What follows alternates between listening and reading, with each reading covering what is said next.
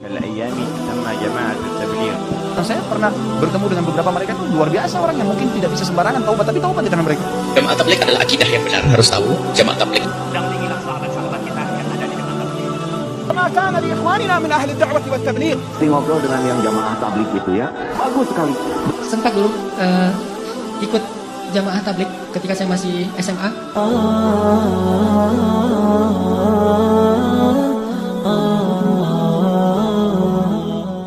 Allah, pasukan Al-Mahdi itu punya ciri ibadah keren.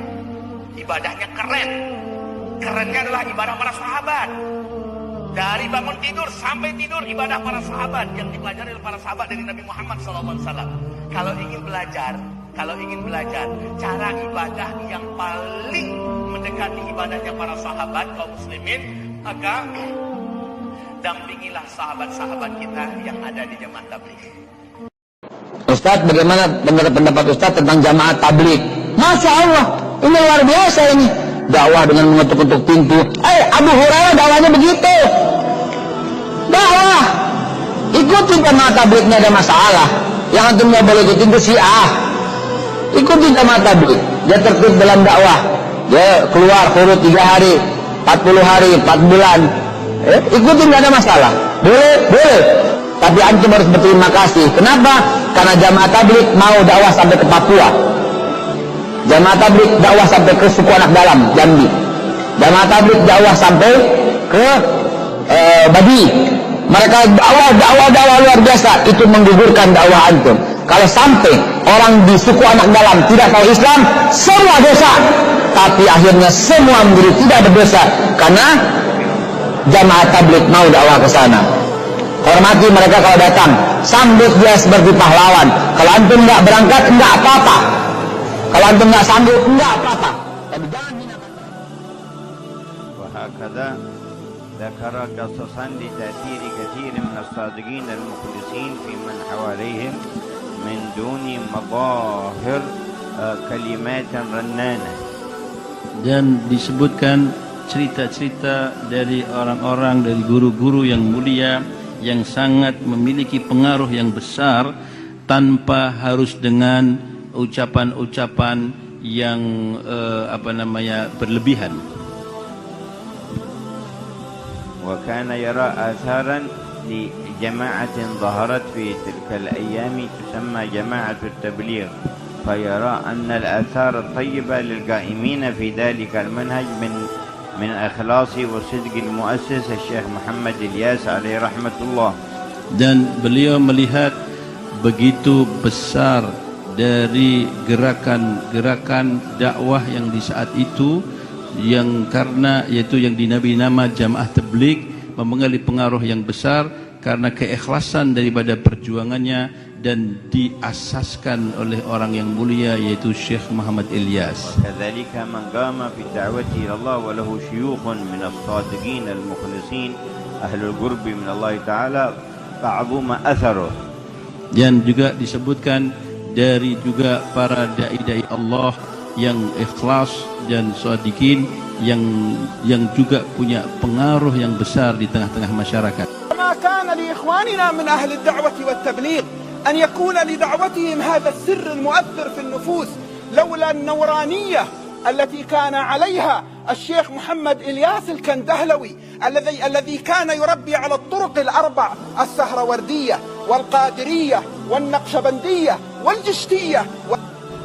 Sekarang jamaah tabligh pada saat mereka sholat berjamaah di masjid salah?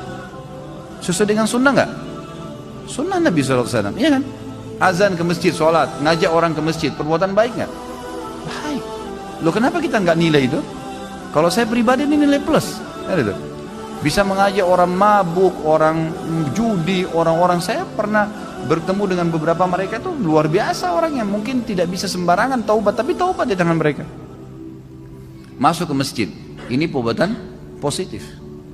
Membangun ukhuwah satu sama yang lain, makan sama-sama satu piring, saling bermusyawarah kalau ada masalah, ada yang sakit dijenguk, positif nggak?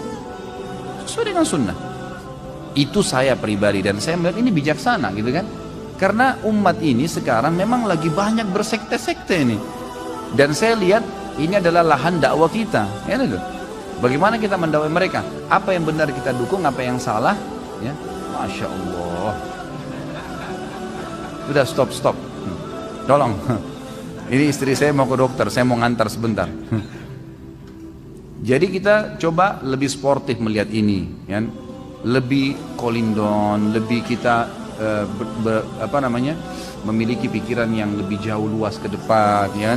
Bisa menangkap dakwah supaya dakwah sunnah ini memang bisa diterima oleh semua orang. Ya. Kalau setiap orang sesat, kamu di neraka, dia ini siapa ini orang? Masa semuanya saya salah gitu kan? Kan tidak mungkin, orang ada baiknya. Yang baik kita dukung, yang salah kita luruskan. Insya Allah orang bisa terima tuh. Sidik, amanah, tabligh. Tabligh artinya menyampaikan. Sebetulnya mereka nggak pernah nyebut namanya jamaah tabligh. Orang aja nyebut. Itu jamaah apa? Jamaah tabligh. Karena dia nyampaikan ke pintu-pintu. Assalamualaikum Pak Haji. Assalamualaikum Pak Haji. Ayo salat ke masjid ya. Pak Haji ngamuk. Kau belum lahir aku udah haji.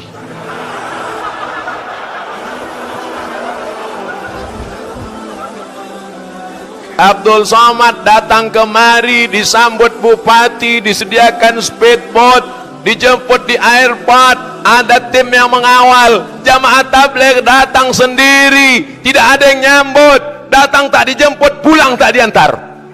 Tapi bukan jelangkung. Mereka lah yang sesungguhnya mengajak orang ke jalan Allah lillahi. Jangan ejek, kalau sanggup ikut, kalau nggak sanggup jangan ejek. Kenapa kau ajak jamaah tabligh? Karena jamaah tabligh pakai sorban, Nabi pakai sorban, Nabi pakai sorban. Jamaah tabligh pakai jenggot, Nabi pakai jenggot. Jamaah tabligh pakai jubah, Nabi pakai jubah. Jangan ejek sunnah Rasulullah sallallahu alaihi wasallam. Ini banyak yang ngejek. Apa itu? Jamaah kompor. Karena mereka ada pergi bawa kompor. Jadi tidak termasuk umat terbaik kalau kita hanya senang untuk diri tapi nggak peduli kepada orang. Saya tadi ngobrol dengan yang jamaah tabligh itu ya, bagus sekali. Beliau mau keliling ke masjid-masjid, ke rumah-rumah ngetok. Untuk apa? Satu, saya ingin dapat kebaikan dari orang yang saya silaturahmiin, karena tiap orang pasti mengandung kebaikan. Dan saya juga ingin menyampaikan kebaikan yang sudah saya terima. Perkara mau ke masjid atau tidak itu perkara hidayah, benar? Tapi perkara kita mau menyampaikan, ini perkara amal soleh kita. Jamaah tabligh adalah akidah yang benar. Harus tahu, jamaah tabligh itu kembali kepada Syekh Ilyas. Syekh Ilyas adalah seorang yang berakidah Maturidiyah. Ada orang salah paham. Kita pernah suruh membantu ngusir. Kenapa? Ya ini ada akidah sesat di Sukambeet Ain. Mana ini? Kita datangi jamaah tabligh. Bukan, jamaah tabligh tidak Sukambeet Ain. Kalau Sukambeet Ain luar. Sisi lain ada. Ya kok tidak ikut jamaah tabligh? Maksudnya gimana kok ikut itu? Ya, jamaah tabligh sama dengan kita kok ikut. Kalau saya ikut berarti beda sebelumnya. Memang kalau saya harus ikut program 3 hari 6 hari kita nggak sempat. Jadi jamaah tabligh salah satu cara. Dan alhamdulillah warna akidah kita yang benar ada. Ada orang jamaah tabligh kelihatan keliling toh. Ada manhaj kita punya pondok pesantren. Jadi yang satu keliling membawa orang, setelah mereka pengen benar dibawa ke pondok. Ada bagian masing-masing. Jadi termasuk jamaah tabligh memang termasuk berusaha untuk mengamalkan sunnah Nabi, termasuk dari syakal bentuknya. Mereka pakai imamah, bagus. Kemudian dia ini, dan berani mereka itu dia. Mana-mana nggak ngerepoti orang, nggak pernah tanya berani bayar berapa ke saya. Nggak ada membawa kompor sendiri. Akan tapi kalau bawa kompor, tolonglah ada sebagian masjid bersih, agak minggir sedikit ya. Jangan, jadi memang tidak merepotkan adalah cara yang bagus. Dulu ketika sempat dulu ikut jamaah tabligh ketika saya masih SMA, ada satu hal yang saya belajar dari jamaah tabligh waktu itu tentang nggak boleh minta sama manusia. Jadi kita kalau di jamaah tabligh itu makan kan di talam gitu ya, makan bareng-bareng rame-rame gitu, satu talam ada 5 orang. Nah, yang petugas khidmatnya membagi-bagikan lauk setelah nasinya ditaruh di talam, kemudian lauknya dibagi-bagiin. Ada ikan, ada sayur, segala macam.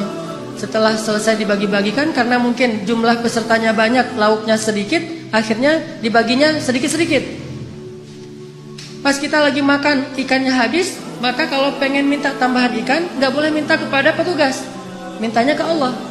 Jadi itu SOP di jamaah tabligh yang dulu saya pernah ngalamin. Kalau ada masalah mintanya ke Allah. Jadi kalau kita kurang lauk, Allah, ikan ya Allah. Akhirnya dia dengar, oh ikan, datang, Masya Allah, Allah datangkan ikan gitu. Walaupun agak lucu, tetapi sebetulnya ini mengajari tentang berharap kepada Allah. Memang lucu sih awalnya, tapi lama-lama benar-benar kerasa di hati. Begitu kurang sedikit, Allah, ini sayurnya kurang sedikit ya Allah, maaf ya Allah. Akhirnya datang sayur, Masya Allah, Alhamdulillah gitu. Sampai ada teman yang lagi masak, dan dia emang chef yang udah hijrah, kemudian ikut kayak jamaah tabligh gitu. Masakannya enak. Teman-teman yang lain nanya, ini cara masaknya gimana kok enak banget? Oh gampang masaknya. Gimana?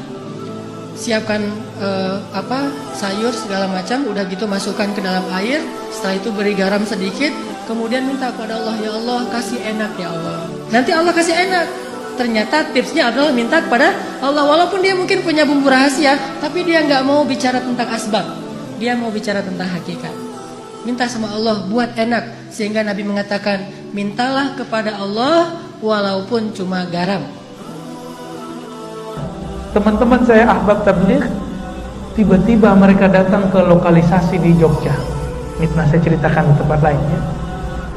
Tempat itu tidak pernah disentuh oleh dai-dai seperti kami. Dai-dai kampus, dai-dai masjid, kami nggak pernah.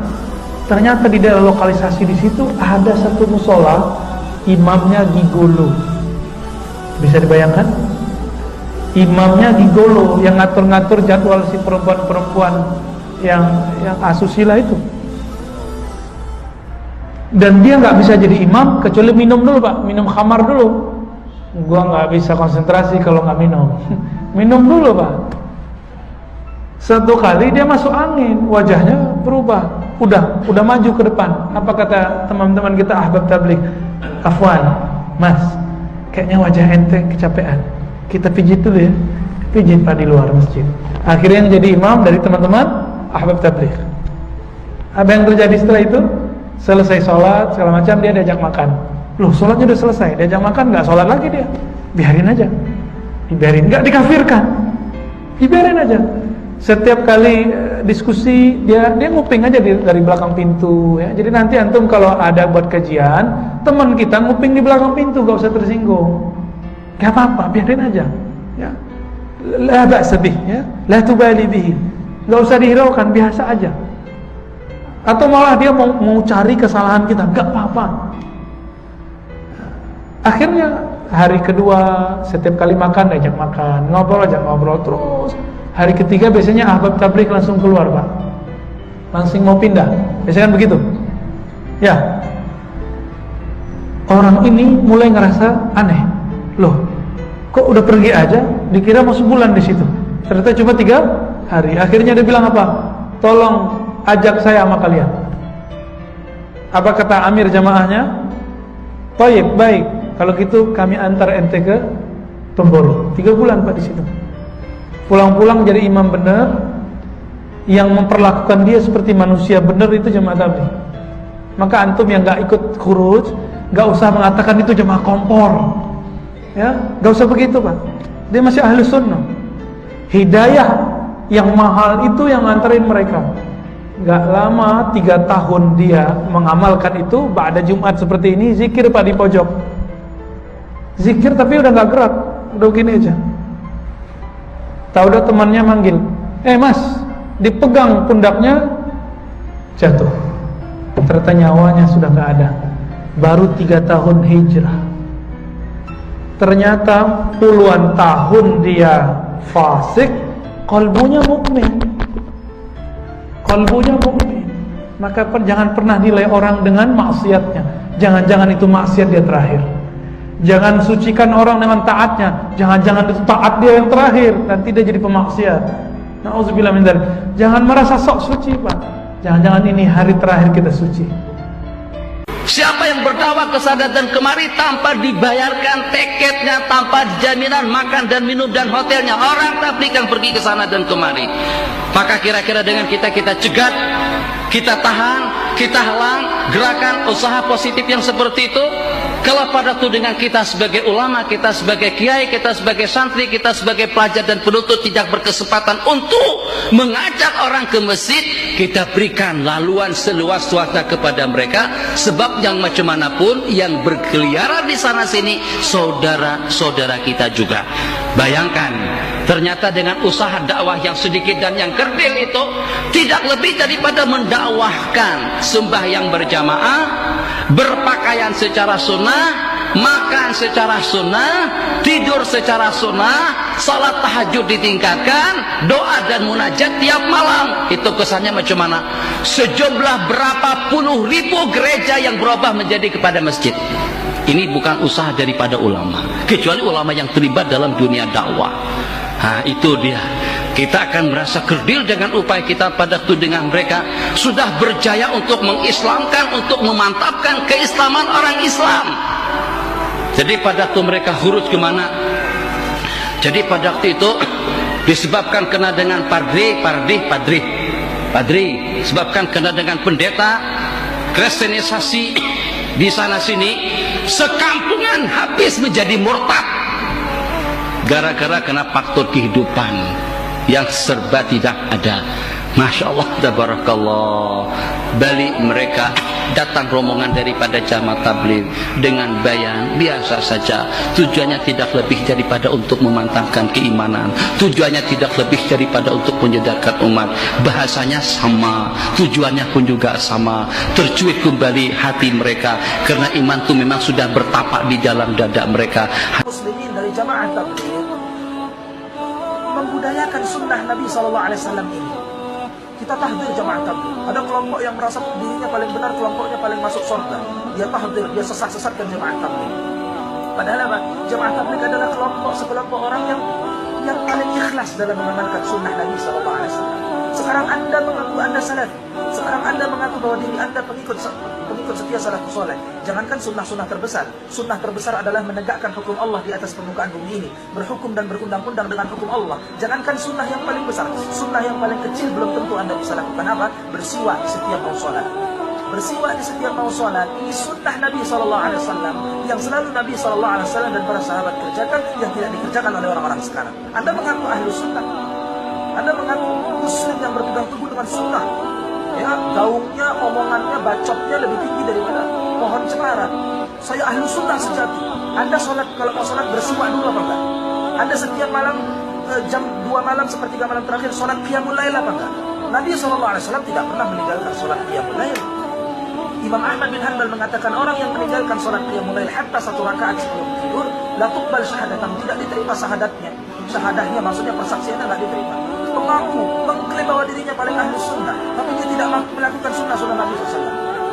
Nah, sebanyak sunnah-sunnah Nabi SAW yang dilupakan oleh manusia saat ini, gitu kan? Nah, tapi kita gaungnya tinggi sekali, mengaku paling sunnah, mengaku paling pengikut surga, tetapi sunnah-sunnah Nabi SAW kita abaikan. Justru mana sunnah-sunnah Nabi SAW itu banyak dikerjakan oleh saudara-saudara kita dari kalangan jamaah.